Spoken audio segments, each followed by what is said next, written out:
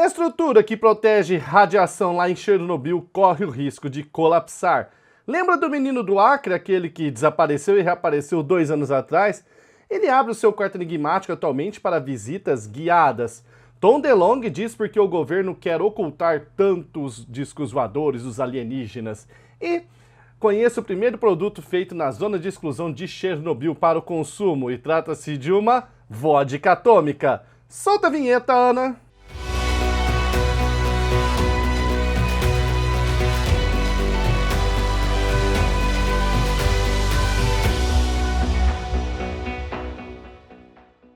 Sombrados, Matheus na área com a Pepe. Fala oi pra eles, Pepe. Fala oi, assombrados. Oi. Essa é minha filha, Penélope, pra quem não sabe, ela tá com lindos cabelos azuis, tá?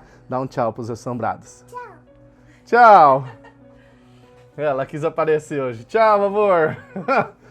Matheus na área aqui com mais um Almanaque Assombrado e dessa vez gravado pra vocês, porque eu quero ver se eu consigo fazer os gravados não ficar com o ícone amarelinho, tá? Que nem eu tava falando, né? Porque ele tava acompanhando os ao vivo. Se eu terminava ao vivo, o YouTube já censurava o meu almanac, colocava ícone amarelo.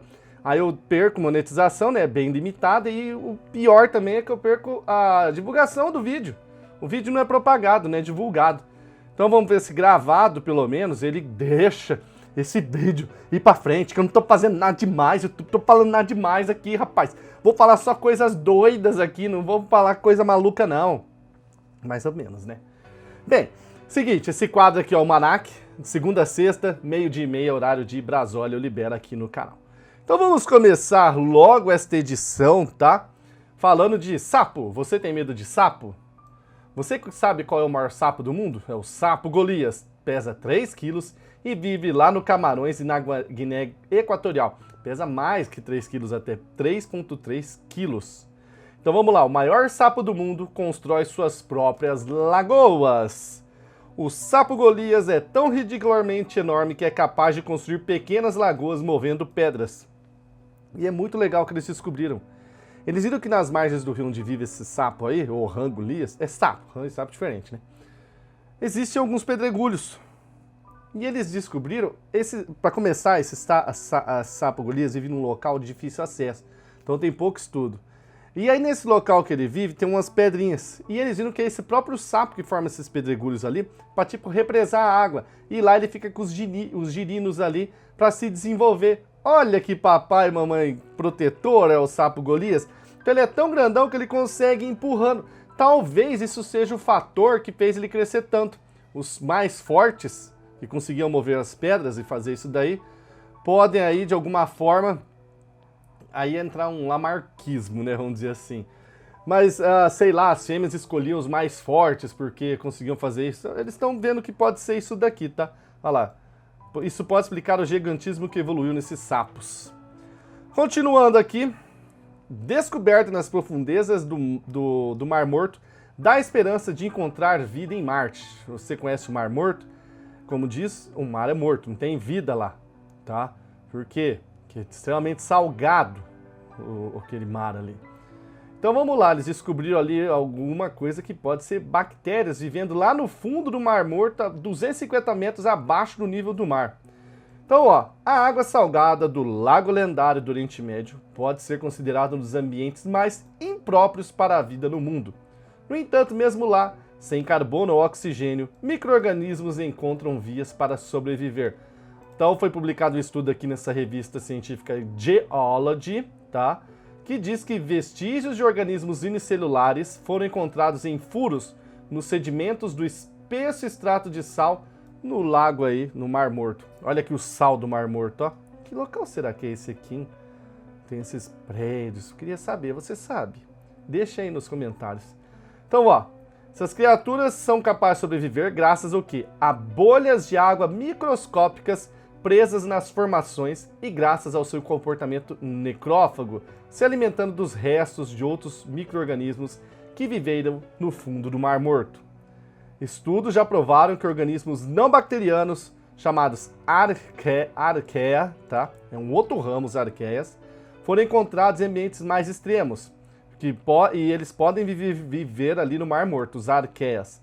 Mas agora um grupo da Universidade de Genebra, liberado aqui pela Camille Thomas, encontrou, presta atenção, moléculas únicas que as bactérias usam para se alimentar quando há muita pouca fonte de energia.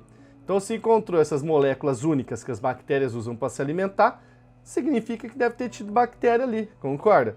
Olha lá, essas partículas foram encontradas em estratos de 120 mil anos. Como as arqueias não podem ter produzido essas moléculas, os cientistas supuseram que elas possam ter sido produzidas por formas de vidas bacterianas. Pode ser que elas tenham usado, inclusive, as arqueias mortos, né, como comida para sobreviver. Então eles concluíram que este modo de vida tem os ajudado a produzir reservas de carbono e também a criar água, tornando as bolhas menos salinas. Isso deve ser um modelo de vida sem precedentes para as bactérias. É um mecanismo extremamente lento. O ritmo dele explica porque os cientistas não têm sido capazes de ver em laboratório micro-organismos que existem em condições tão extremas como as que se encontram no Mar Morto. E agora vem a coisa interessante, que a possibilidade de ter essa grande biomassa de vida lá no fundo do Mar Morto pode ter consequências para a busca de vida lá em Marte. Por quê? A NASA teria descoberto em Marte o mesmo mineral que existe nos sedimentos do Mar Morto. Então, se nos sedimentos do Mar Morto, esses minerais que existem lá, tem arqueia e também tem aí provavelmente essas tipo de bactéria, pode ter em Marte também. Vamos aguardar então para ver se a gente... Porque é o seguinte, a vida quando for descoberta em Marte é vida qualquer uma. É um organismo vivo, que se alimenta, reproduz, sabe? Vida. Não importa se é inteligente no celular, essas coisas. Então, se encontrar, mesmo que seja algo tão simples como uma arqueia, ou essas bactérias bem aí específicas, tá valendo. Vou poder falar aqui que sim, finalmente encontramos vida alienígena aí no universo. Olha que notícia! Um despachante robô e um caminhão autônomo enviaram uma carga sem qualquer envolvimento humano. Essa semana, duas empresas de tecnologia foram capazes de trabalhar juntas para transportar uma carga sem qualquer ajuda. Em 8 de julho, tá? Uma notícia um pouquinho antiga, do mês passado, a Starsky Robotics, tá vendo Starsky aqui, e a Load Smart divulgaram um anúncio sobre o primeiro despacho e entrega autônoma de caminhões. Então é o seguinte, alguém comprou um caminhão, comprou com esse corretor aqui autônomo. O corretor jogou um preço, negociou tudo automaticamente e fechou a venda. E aí entrou em contato com a outra empresa que pegou e levou o caminhão sozinho até quem comprou. Entendeu a parada? Então o cara entrou aqui no celular, procurou um caminhão, falou lá com tipo um vendedor virtual, negociou, comprou o tal do caminhão e o caminhão foi enviado. Não tinha motorista não, tá levando o caminhão. Ele foi enviado sozinho. Deram o endereço e ele dirigiu sozinho até quem comprou. Rapaz, isso é incrível. Olha lá. Não é comum uma empresa tradicional de caminhões ter 5 funcionários em tempo integral envolvidos no despacho de cada caminhão para cada carga. Ao integrar aqui essas coisas, os sistemas, eles eliminam toda essa intervenção humana de back-office, tornando o processo de envio transparente, enquanto nos concentramos em garantir a segurança dos caminhões sem motorista. Matheus, vai tirar emprego? Tira. Mas aí as pessoas acabam indo para outras áreas, são absorvidas de outras formas. Tudo evolui, galera. Tudo evolui. Se fosse assim, não podia fazer nada. Então não vão poder ter TV porque vai tirar emprego de radialista. Não vão poder ter computador porque as pessoas vão ficar no computador e ninguém vai ver TV. Infelizmente, tudo evolui, então tudo tem que ser adaptado. Por exemplo, eu programei, né? Antes do YouTube era programador de computador. E eu programei minha vida inteira praticamente uma linguagem chamada Clipper. E o Clipper não existe mais hoje praticamente. Numa época que nem tinha internet direito, que eu programava isso daí. Então, eu tive que evoluir. Aí eu fui aprendendo outras linguagens, né? Porque o importante é a lógica. Só que aí depois entrou a internet, entrou a linguagem orientada a objeto. Quando eu criei os meus, não era orientado a objeto, era um outro tipo de pensamento que tinha. Aí entrou o conceito CVM, né? Model View Control, que eu usei para fazer até o sobrenatural, usando Ruby on Rails. Aprendi ASP, aprendi HTML, essas porcariazinhas, né? Mas Ruby on Rails, ASP, depois eu mexi em Visual Basic, Delphi. Por fim, eu estava programando num gerador automático de sistema, o famoso GAS. Você já programou em GAS Pro? que cria o código baseado no Visual Basic. Então eu tive que sempre evoluindo. Então tudo vai evoluindo, né? Estrutura que protege a radiação de usina em Chernobyl corre o risco de colapsar. Eu pensei, caramba, acabaram de fazer o novo domo aqui, já vai colapsar? Não é possível, né? Não é possível, porque não é isso daqui que corre o risco de colapsar. Mas sim a antiga, aquela que foi feita lá por milhares e milhares de trabalhadores, que você que assistiu a série lá de Chernobyl, viu construindo para conter a radiação de sair de lá. Essa estrutura, por isso já fizeram o sarcófago novo aqui, né? Ó, o novo sarcófago, esse domo gigantesco, que vai durar 100 anos, tá? Foi feito porque a outra ia colapsar, ela foi feita para durar, se não me engano, 30 anos, ou um pouquinho menos. Então agora estudos mostram que realmente ela deve colapsar. E aí vai ser feito todo um trabalho de limpeza e tudo mais. E a radiação não corre o risco de vazar, porque tem esse outro domo, tá? Esse domo aqui. Se você gosta de Chernobyl, tem bastante vídeo aqui no canal de eu falando aqui de Chernobyl, tá? Muita coisa louca. Continuando, caçadores de fantasmas são presos por invadir casa assombrada de homem morto. Escuta essa história, tá? Tudo aconteceu em Accrington, lá na Inglaterra. Duas pessoas, Jason McCash e Naomi Ruth Howard, ficaram sabendo que a casa onde vivia um homem, que acabou de falecer, tinha falecido, estava experimentando fenômenos sobrenaturais. Resolveram invadir a casa. Só que a polícia chegou lá e prendeu os dois. E aí eles falaram, não, a gente estava lá na casa porque a gente estava investigando fantasma. Até o advogado disse, tá lá, o advogado de defesa acrescentou. Ele explicou para o tribunal. Um verdadeiro leito de atividade paranormal aquela casa, incluindo todo tipo de bruxa, espectro sem cabeça, fantasmas, soldados romanos e tudo mais. E diz que o cliente tinha interesse particular no paranormal. Aí o juiz ouviu, o juiz que presidiu o caso ouviu tudo aquilo lá e falou, não acredito nisso. Não acredito nisso nem por um minuto. Essa é uma explicação totalmente ridícula. O juiz falou, vocês estão loucos, isso é ridículo. E sentenciou eles, foram considerados culpados. Mas sentenciou-os a 1 ano de liberdade condicional, pelo infortúnio de conseguir evitar ir para a cadeia por causa da imprudência de caça fantasma. Então, 1 ano de liberdade condicional. Eles falaram, não, a gente vai caçar fantasma. O juiz, por que caçar fantasma? Porque vocês invadiram a casa, rapaz. Chefe da NASA diz que a chance de colisão de asteroides com a Terra. Embora se preveja que os asteroides não colidirão com a Terra pelos menos no próximo século, o administrador da NASA, o Jim Bridenstine, disse que ainda há uma chance, tá? Tem muitos asteroides mortais que passam aqui perto da gente, como esses vários aqui, tá? E ainda bem que eles não têm aí previsão, pelo menos nos próximos anos, de nenhum se chocar com a gente. Mas o Bridenstine disse que ainda há uma chance. Olha o que ele disse. Temos que ter certeza de que as pessoas entendam que isso não é Hollywood, não é sobre filmes. Isso é basicamente proteger o único planeta que conhecemos agora mesmo que abriga a vida. E esse planeta é a Terra. Então por isso que a NASA está desenvolvendo aqui o DART, tá? Que eu já falei aqui, que eles vão tentar alterar a rota, tá? Redirecionar os asteroides para longe. Tem 2 asteroides aqui, o Didymos A e B, eles vão mirar no Didymos A em 2022 e ver se eles não apresentam risco para a Terra, tais asteroides, para ver se consegue mudar a rota e aí ele não se chocar, mudar a rota, né? Para se acontecer de algum ser descoberto vindo em nossa direção, eles conseguirem aí alterar a rota. Meus amigos, bem, não se preocupe não, eu vou falar muito aqui que vai passar perto, mas ainda bem que nenhum vai acertar. Tom DeLonge explica por que o governo quer ocultar os OVNIs, tá? A ideia de que algo que é milhões de anos mais avançado do que nós poderia ser insondável, diz o clássico guitarrista do Blink-182. Ele deu uma entrevista aqui, o The Kevin Bean Show, onde ele falou sobre alienígenas. O entrevistador começou perguntando como ele se envolveu com o governo. Ele falou, é o seguinte, você liga, diz que é um general e eles falam com você. Não, não é assim, ele deu risada. Falou, você vai ligar e eles vão te ouvir, só que eles não vão dar respostas. Mas ele falou, mas o apresentador, mas você conseguiu chamar atenção às pessoas, o que você fez?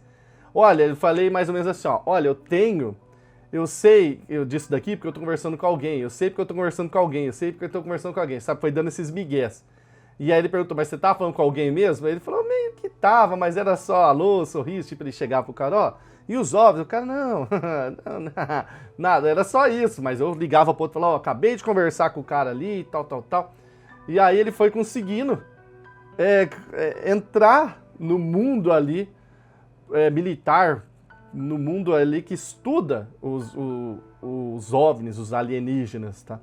E ele diz, passei 20 anos estudando e sei como é que funciona o negócio aqui. Aí eu fui dizendo para eles, olha, eu sei que isso está acontecendo, eu entendo as implicações de segurança nacional, mas eu tenho algo que possa fazer por vocês. E esse é meu plano de como se comunicar com os jovens e começar a trazer isso para fora pela primeira vez.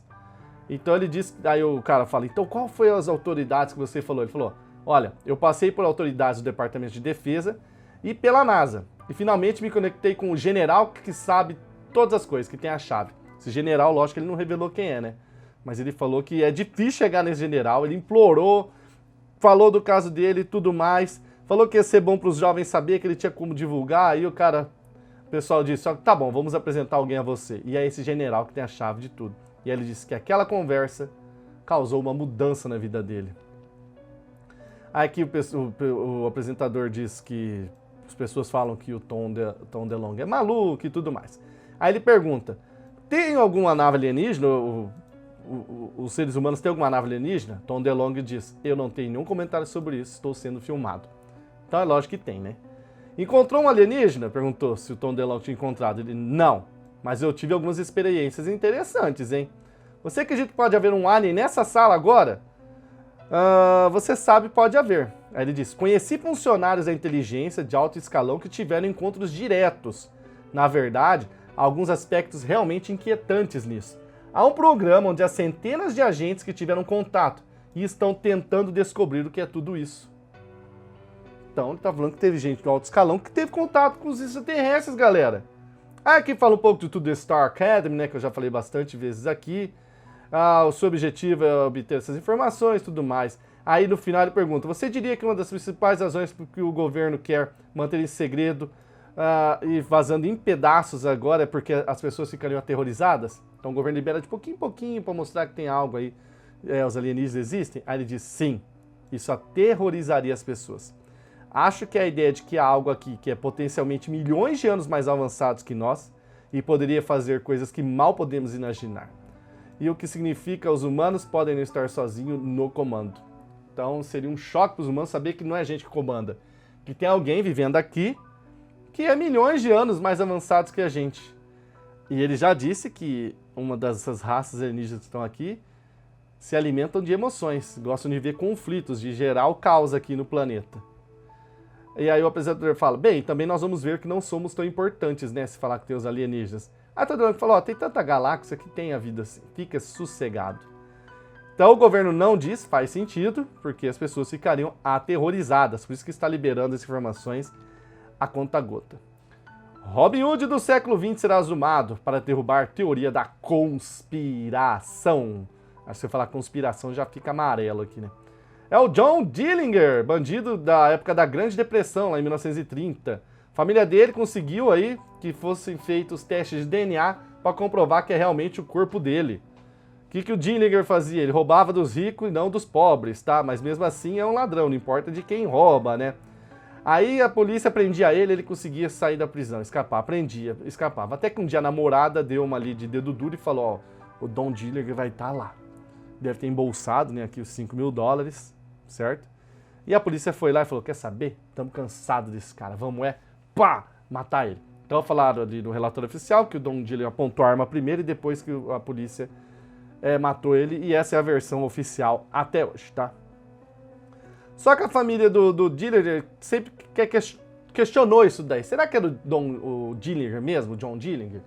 A polícia disse, ó, nós pegamos ali a digital, comparamos, e é ele sim.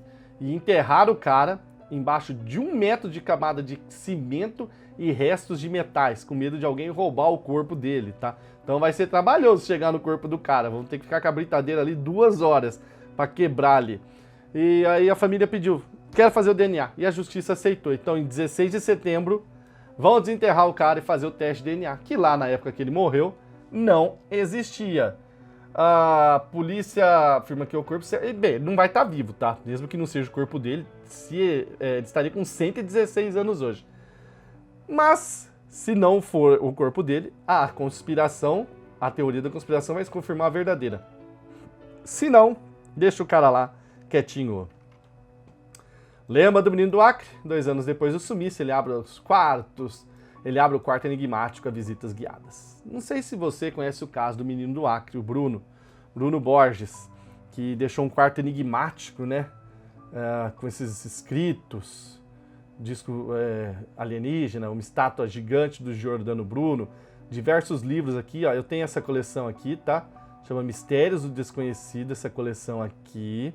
Eu tenho quase todos os volumes. E essa foto não está em alta definição, mas eu tenho vários dos livros aqui que ele leu. E aí ele criou toda uma obra, ele sumiu durante meses, até que ele voltou, o livro dele foi publicado, né? O TAC, Teoria da Absorção do Conhecimento. Foi impresso errado, tiveram que recolher, depois soltar uma nova edição. Aí ele pegou e soltou na internet. Hoje, o quarto dele está intacto. Quem quiser ir lá, ele mesmo entra no quarto, mostra as coisas que ele fez. Eu queria ir lá para ver, com certeza. Se eu tiver a oportunidade de ir lá no Boa Vista, no Acre, eu quero ir lá. Tem um site dele aqui, ó.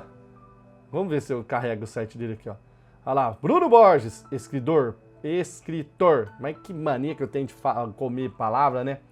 Pensador, místico, autodidata e homem que provavelmente gostaria de adquirir uma camiseta linda como essa, do Gnomo. Bem, não sei, tô brincando, tá? Mas olha aqui a nova estampa disponível na loja assombrada do Gnomo, que bonita pra você, ó. Brilhou no escuro, Matheus? Claro que brilhou no escuro. Nossos produtos, a maioria brilham no escuro. É em silk, algodão 30 fios, é um produto de qualidade, tá? Já vendemos várias. Então garante a sua ali, que já vou ter que mandar fazer o lote 2 dessas estampas aqui. Maravilhosa, né? Bonito demais. Ó, bonito demais. Link na descrição. E aí você pode fazer o download dos livros aqui, ou ver imagens do quarto dele. Ó. Vixe, tem muita imagem aqui. Vamos clicar em uma? Ele falou que ficou anos fazendo isso. Vou clicar nessa aqui. Deixa eu ver se fica em alta resolução. Rapaz, deve estar alta resolução, hein? Ou... Aí, carregou. Nossa! Ah, tá codificado. Ele fez uma codificação e tudo mais. A galera ridicularizou muito ele. Nossa senhora, olha, o ser humano é cruel. Por fim, vodka atômica. O primeiro produto para consumo fabricado na zona de exclusão de Chernobyl. Aqui, ó. A vodka atômica. Pode ficar tranquilo, porque quando ela é destilada, tira todas as impurezas. Fizeram testes. Os níveis nem foram detectados porque estavam abaixo do que a máquina consegue detectar.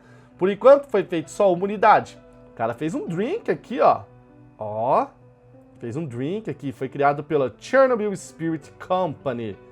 São pesquisadores de universidades que acompanham lá, que fizeram isso daí. Agora eles querem fazer um lote de 400 garrafas, tá? E 75% do valor arrecadado será destinado a essas pessoas. Porque eles estão dizendo o seguinte: na zona de exclusão de Chernobyl, a principal coisa não é a radiação. Não tem a radiação lá para afetar. O que tem lá até é menor que em outros locais do mundo. O que acontece é que é um local pobre. Não tem um hospital, não tem uma infraestrutura, não tem nada disso. Então as pessoas lá passam por necessidades. E aí eles vendendo esse produto, eles vão direcionar 75% do dinheiro para lá. Então falando, o problema para a maioria das pessoas que vivem lá é que não tem alimentação adequada, serviço de saúde, emprego ou investimento. Tá? Qual o gosto da Atomic? É mais uma bebida destilada de cereais do que uma vodka. Por isso tem muito mais notas frutadas. Você consegue saborear o centeio. Qual seria o coquetel bom para usar essa vodka aí? Definitivamente um martini clássico. Mas também misturaria com champanhe. Martini, então, o 007, a lá tomar essa vodka. Ele gosta de tomar, né? Martini, o 007. Eu quero uma garrafa da vodka Atomic. Se você tiver oportunidade, manda uma de presente. Pra mim, Sombrados, seja membro do canal Assombrado. Apenas R$8 por mês. Olha os vídeos que a gente libera para os membros. Vou deixar um agora aqui, um vídeo de nossas férias. Tchau, obrigado. Espero que esse vídeo monetize. Bye, bye. Olá, Assombrados! Estou aqui no topo do navio aqui da Royal Caribbean. E eu quero mostrar para vocês aqui um pouco e explicar o que vocês vão ver aqui, ó. Aqui na minha frente vocês estão vendo Miami Beach. Miami Beach. Que é a praia ali, aquela famosa. Onde fica a praia realmente pra você ir lá tomar um banho de mar? Muito bom. Pra cá, ó, é Miami aqui, ó, essa parte aqui, ó. Aqui tá a parte do navio. Eu acho que eu vou fazer esse vídeo lá. É melhor, pode desligar. Assombrados, é o seguinte. Membros, né? Vai pros membros esse. Assombrados também. Vocês são assombrados membros. Membros assombrados. Estamos aqui no navio e viemos aqui nesse restaurante. Tem essa vista panorâmica aqui, ó. Vai ficar bem legal pra explicar pra vocês um pouco aqui dessa região de Miami que a gente tá. Então vamos começar aqui, ó. Aqui embaixo, vocês estão vendo que é a área de piscina aqui do